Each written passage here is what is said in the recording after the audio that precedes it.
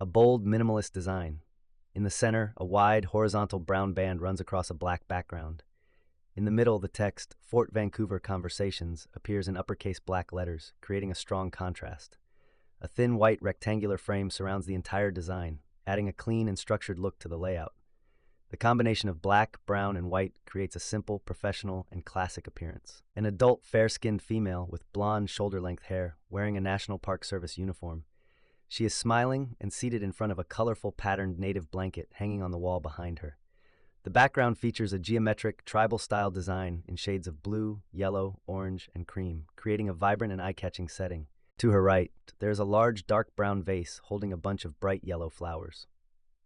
Her uniform includes a gold name tag that reads Tracy Fortman and a gold National Park Service badge just below her left shoulder. On her left sleeve, an arrowhead-shaped patch on the National Park Service uniform symbolizes the natural, historic, cultural, and other resources that the NPS protects. The arrowhead represents the historical and archaeological resources of the nation. The tree and grassland represents all vegetation, which is continuously monitored and restored. The mountains represents land formations, scenery, and recreational opportunities. The bison represents all wildlife. The lake represents water and recreational opportunities. The text represents the National Park Service, which was founded in 1916 by President Woodrow Wilson. Tracy is professional, speaking with confidence and keen interest with minimal emotion. Hello, I'm Tracy Fortman, Superintendent of Fort Vancouver National Historic Site. I am very pleased to introduce this video series in partnership with the Confederated Tribes of Grand Ronde. This project has been made possible by a generous grant from the Fund for People in Parks, and we are very grateful for this opportunity. This place has been a crossroads for Indigenous people to gather and trade for thousands of years. More recently, in the 19th century, tribes, Native Hawaiians, and Métis lived here as part of a complex, multicultural community forming the backbone of a fur trade enterprise. Tribes and Native Hawaiians persevered through the colonization and settlement of the Pacific Northwest. And today, the National Park Service works with Native American tribes and Native Hawaiian groups to recognize and honor their connections with this special place. This place has many stories and many voices. We are very fortunate to be able to consult with over 35 different tribal and Native Hawaiian groups. Together, over the years, we have addressed several large construction projects, the protection of archaeological sites, the restoration of landscapes, reburial of ancestral remains, and the development of exhibits, films, and brochures. Speaking as a superintendent of a rich and complex site, I recognize our history and the difficulties it may represent. But we, here at Fort Vancouver, look for common ground. It is vitally important that we listen with an open mind and try our best to balance the many and diverse perspectives while working together respectfully, even if we may sometimes disagree. I believe our tribal and Native Hawaiian partners would agree that there is always common ground, that we are all trying to protect and honor special places and resources. And as we work together to do so, we move forward with respect, thoughtfulness, and empathy. This series includes 3 videos of facilitated conversations between a tribal representative and a National Park Service representative. They will be addressing common misconceptions of Indigenous peoples, both in the past and present. By highlighting these barriers to understanding, we hope to support better communication and connection between tribes and federal agencies and between tribes and our non-tribal visitors. In the future, we hope to expand this series to cover more topics and include additional partners. We've learned a lot over 2 decades of working with tribes and Native Hawaiian groups. We've learned how to truly listen, how to step back even if we want to be out front, how to keep a sense of humor even when things are tense, how we have more in common than we might think, and most importantly, to keep the conversation going. And so, welcome to this, the first series of Fort Vancouver Conversations. A black background with white text, place of trade. Three men seated in a casual interview setting, a native blanket hanging on the wall behind them, a geometric tribal style design in shades of blue, yellow, orange, and cream, creating a vibrant and eye-catching setting. In front of the blanket is a small wooden table with a dark wooden vase of yellow flowers. Based on the text overlay, Colin Fogarty, the guest interviewer, is on the left, a white male wearing glasses and a dark gray jacket, holding a clipboard with papers. In the center, David Harrelson, in his late 30s, is a light-skinned male tribal member with short brown hair and glasses, wearing a newsboy cap, light blue shirt and gray vest, and sits with his hands clasped in his lap. On the right, Aaron Ochoa, a medium skin-toned Latino male with a close-shaved head, wears a National Park Service uniform with a green tie and a badge on his shoulder. They are seated in wooden chairs with brown leather cushions. The men engage in conversation, directing their attention to whomever is speaking, listening intently, and making acknowledgement facial gestures as the conversation volleys back and forth. Can both of you introduce yourselves? My name is Aaron Ochoa. I'm the Supervisory Park Ranger at Fort Vancouver National Historic Site. My name is David Harrelson. I'm the Cultural Resources Department Manager for the Confederated Tribes of Grand Ronde, where I'm also a tribal member. Now, both of you have a lot of experience interacting with the public, talking about Native Americans, Native American history and culture. What do you encounter most when you are talking to people in the general public who don't know a whole lot about Native Americans? Yeah, I encounter like a real interest, but a void of like knowing. Like there's just really very limited information that people know, but people are curious and people are interested. They want to know more. We see that too a lot at the visitor center. The visitor center being that main facility that people come to, we find that they bring a variety of different backgrounds, a variety of their own customs, their own organizational cultures to the site. But along with that, they also bring their own preconceived notions about how the land was used, the people that were here. So we really see a collection of different thoughts. And we too see that void too. And that's where we're happy to be kind of that way point in between. Great. What do you think are the most common misconceptions, myths, misunderstandings that you encounter? Yeah, I think the main one as a Native person is just the idea that there aren't any Native people here anymore. There's this myth of the vanishing race, and people really embrace that. I think that it's like a complete surprise to people. And because of that surprise and their own curiosity, sometimes it results in really awkward questions. Like what? Oh, you don't look like an Indian. And I guess that's interesting. They don't always come in questions. Somehow, when people are curious and don't know, they actually stop asking questions and they start to give you commentary because it's a surprise to them. So they're trying to like file and associate. And so in doing that, they just start kind of blurting things out and without really even a regard for like the person or the interaction that they're having. And it's almost always innocent. There's not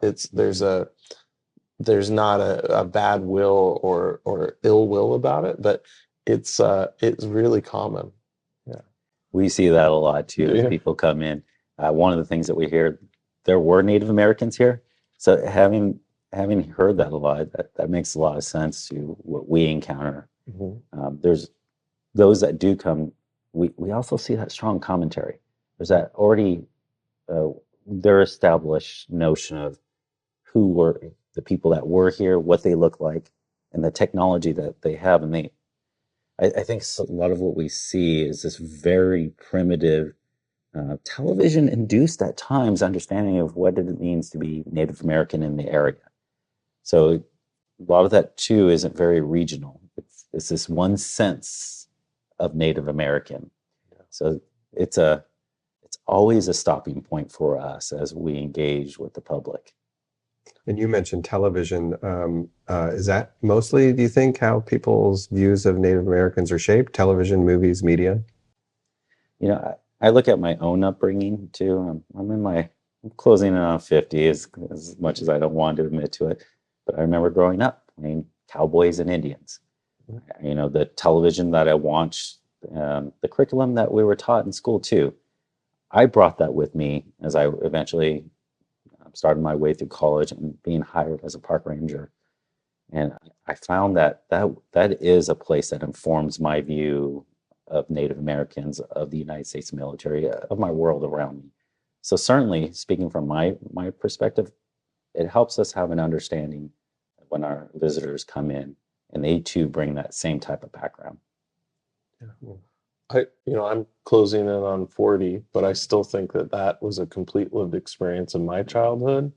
And I feel like the main introduction that I both experienced as natives, but one of the only times that it seemed even natives were really talked about in school was during Thanksgiving. The ranger makes a long nod, insinuating familiarity. Which is, this East Coast sort of perspective laced with a lot of other things. But, being a native person, about the only time that there's a perception of that, and it's like this one historical event in history tied to an annual holiday.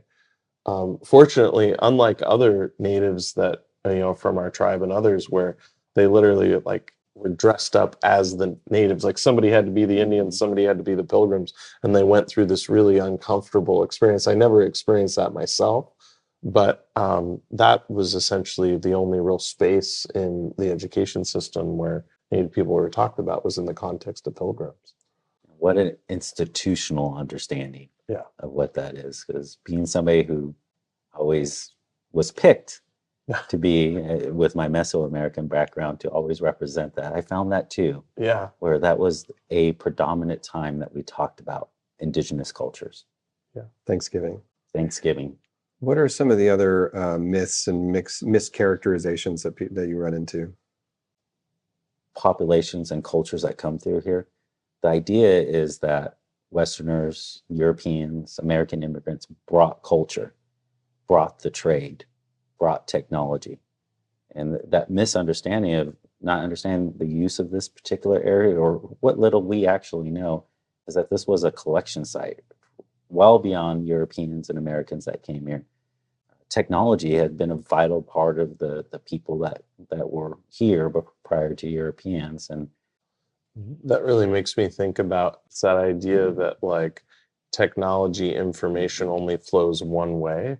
And in that regard, a real challenge that we have is the story of settlement is only a story of settlers, as opposed to Native people also being a part of that. And I feel that that's what gets missed. So, it's examples of Native canoes being used by all the people that are moving around here in the settlement period, at the actual trapping of furs, which was what was bringing people here, right? It was also being done by Native people. And I think that that's something that so often gets missed is tribes. It's not as if tribal history stops when settlers come here. It's not a narrative past. Natives still continue to be here. And natives have a past, present, and future, and they did at all points in history. And yet a lot of the ways that our narratives are created is this idea it was natives until this point, and then it became settlers. And some of the most interesting parts that I think are telling about people, place, and practice and just our history is the intersection of all that. And Fort Vancouver, if you really get into something beyond a cowboys and Indians telling of the history, is really dynamic and powerful in understanding of all the interrelated peoples and roles that natives were a part of that experience. It explains why the fort is where it is at this hub of trade. It's proximate to one of the large villages that existed on the river, just close enough, but just far away from that village. There's all these components that I think are just so important. Absolutely. Do you think one of the myths too is the population size? How many Native people were here before settlement? And how do people understand that, do you think?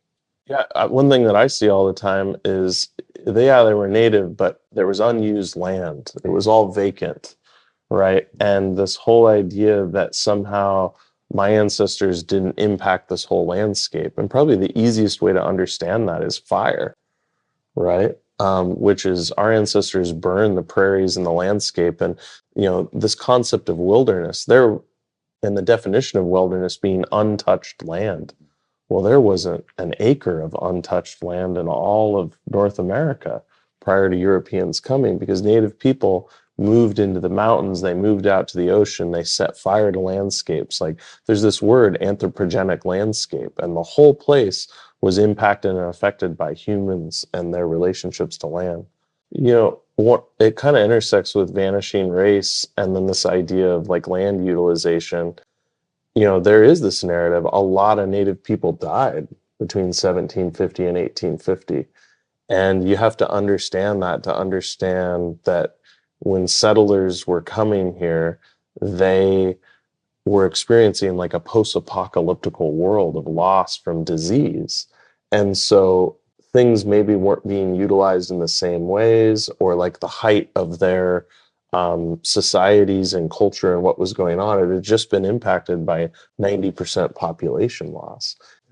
And what about the diversity of the cultures that were here? You talked a little bit about that people come into the visitor center or meet with you and they have an idea of what Indians are like nationally. How different what is the reality versus how people think about it? One of the ways that I like to try to convey to people to understand that diversity is, you know, in this region, we have at least 5 major language families that are represented prior to contact that have been really thoroughly documented by anthropologists over the last 2 centuries. And those languages are as diverse as French and Chinese. Within those languages, there's dialects there's like 13 dialects of Kalapuya, my people, right? And that would be like Romance languages, right? So then you add the Malala people that speak a different language. You add the Chinook people on the river here. You add, you know, Yakima, Ichiskeen, Klickitat people. They all speak different languages, and they have, you know, they interact with each other and they have dialogue, but the diversity alone, you know, like in all of Western Europe, you don't have the diversity of language that exists in just our region, let alone the rest of North America. And that is like really commonly missed. Or this idea that at the time of discovery, right, in the 1400s, 1500s, when Europeans are coming to America, some of the largest cities in the world are actually in North America, right? And that is a very different perception. Like, people can't imagine that, you know, Mexico City was 250,000 people when London was 25,000 people.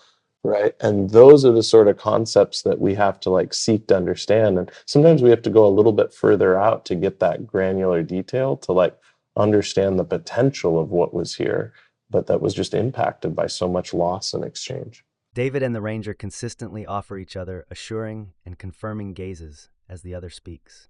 It's amazing the amount of diversity that was just in this area. And we're only talking about the Pacific Northwest. We're only talking about one segment in the United States, but it's amazing. And it's hard for people to understand that diversity when they're looking outside of their own personal perspective. What do you think the native people who lived at Fort Vancouver thought of the Hudson's Bay Company and the people who, and even before that, the British traders who came through in the 1790s? What do you think, how did they view these new visitors? And they actually had a lot more agency in sort of like those interactions. It wasn't just top down and being forced, less and less so over time. But especially at the beginning, like the power brokers are the Indian people, right? They're the ones that are allowing people to do things. They're people that are agreeing to trade with some, not trade with others. The Indian people are setting the price of furs at the beginning.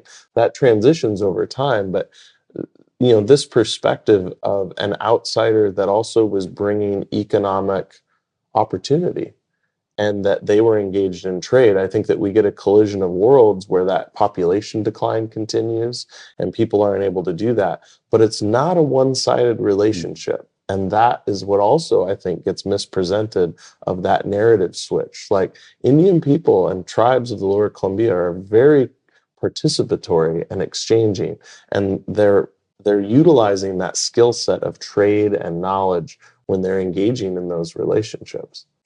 I wonder if you could talk a little bit about tribes today, right? So there's a long history here, and it lasts generations and centuries. The tribes are still here. What do you think a visitor to Fort Vancouver should know about about tribes and Native people today? Well, tribal people return to the fort all the time, right? Tribal people are active partners here. And because of this history of being a center of so much settlement and relationships, both negative, challenging, fraught, but we have Indigenous peoples all throughout the Northwest that are connected to this site. Some were removed here as prisoners, right? Some were the descendants of people that lived in the village that was adjacent to the fort. Some are the Indigenous people that lived in the villages here before they either were removed or other actions happened.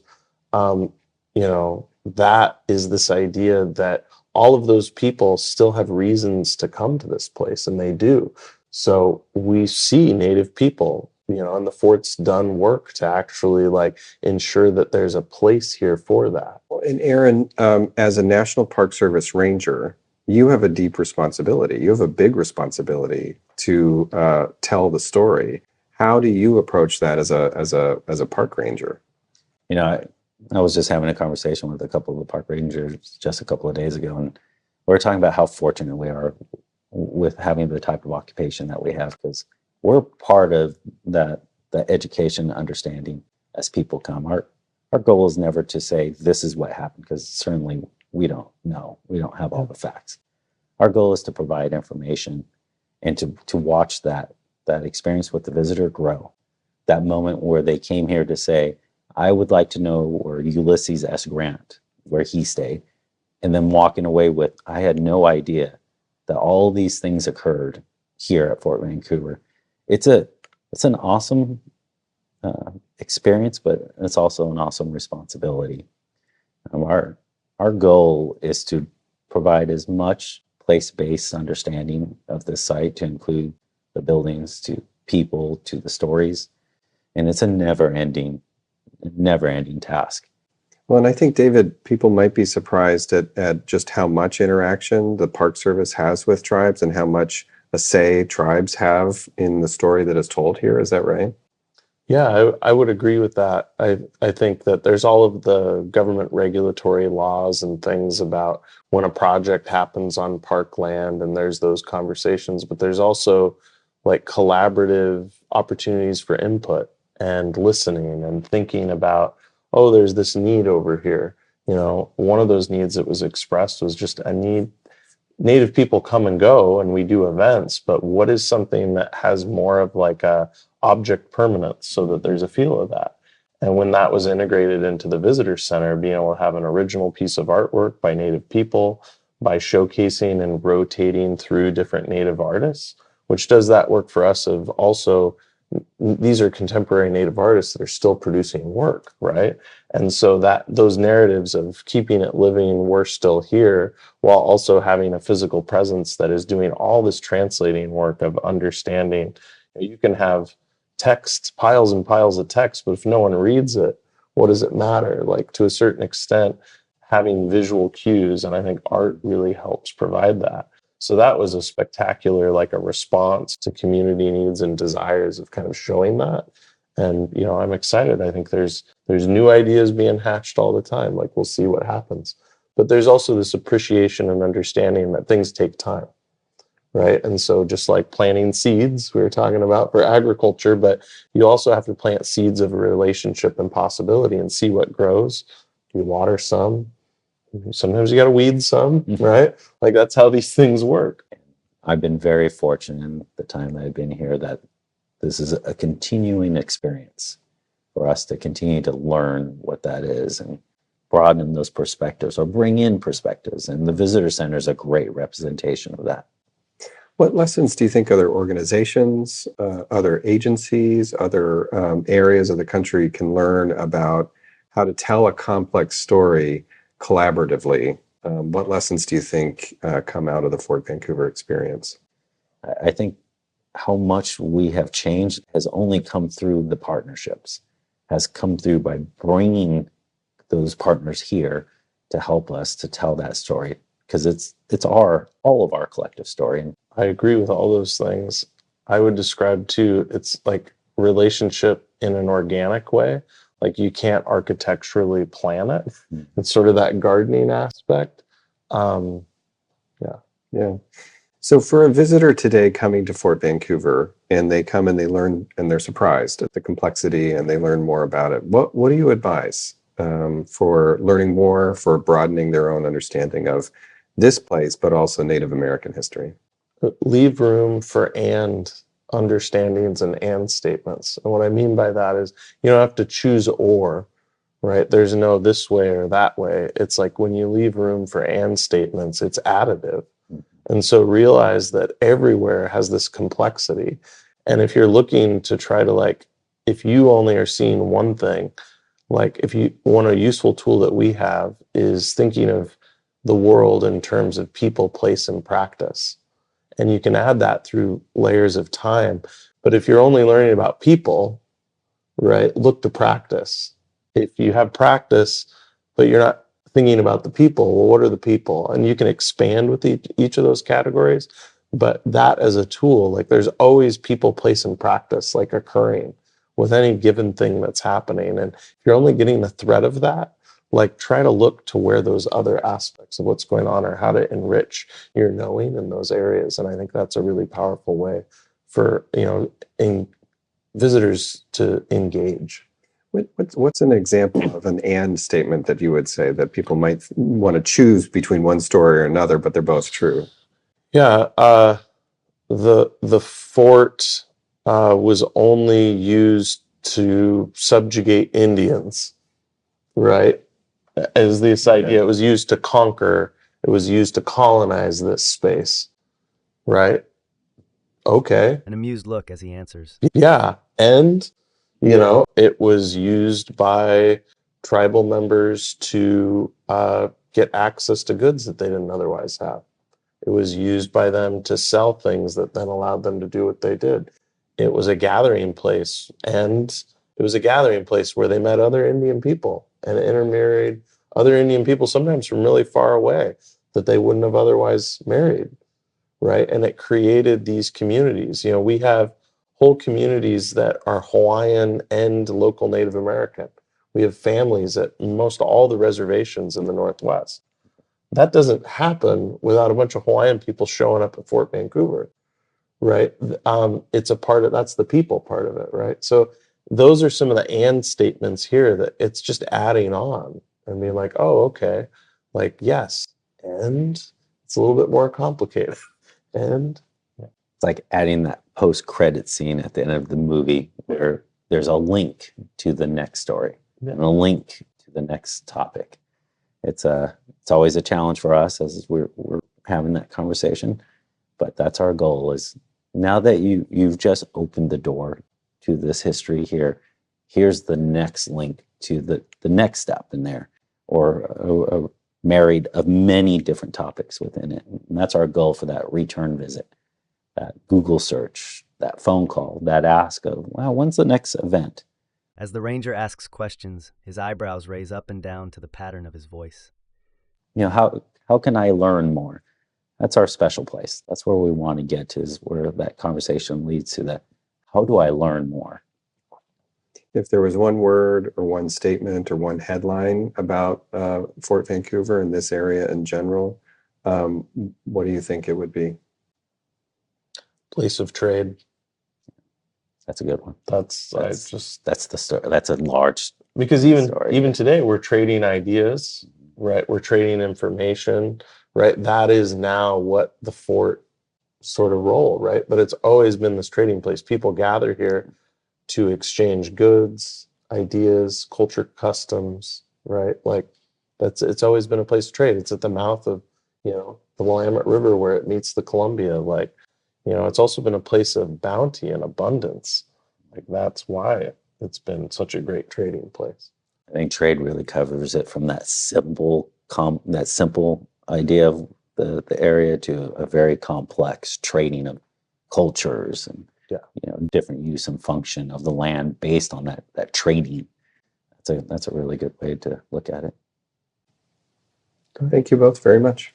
Yeah, thanks, Colin. A graphic image of an evergreen tree towering over a man with his backpack and stick walking east on a single line trail. Above the line, text, the fun for people in parks, below the line. Text, enhancing the visitor experience. A graphic image of the corner of a wooden fort with an octagon tower, showing 3 sides with a window in each section. A weather vane protrudes on top of the black, downward slanted roof. In the background, based on its distinctive peak, Mount Hood, known as Y East by the indigenous people of the region, rises above peaks and valleys. Just in front of the fort, 2 tall Douglas fir evergreen trees, next to the image of the fort. Large brown text with white specks in all capital letters, Friends, just under in between 2 gold stars, text in black, of Fort Vancouver.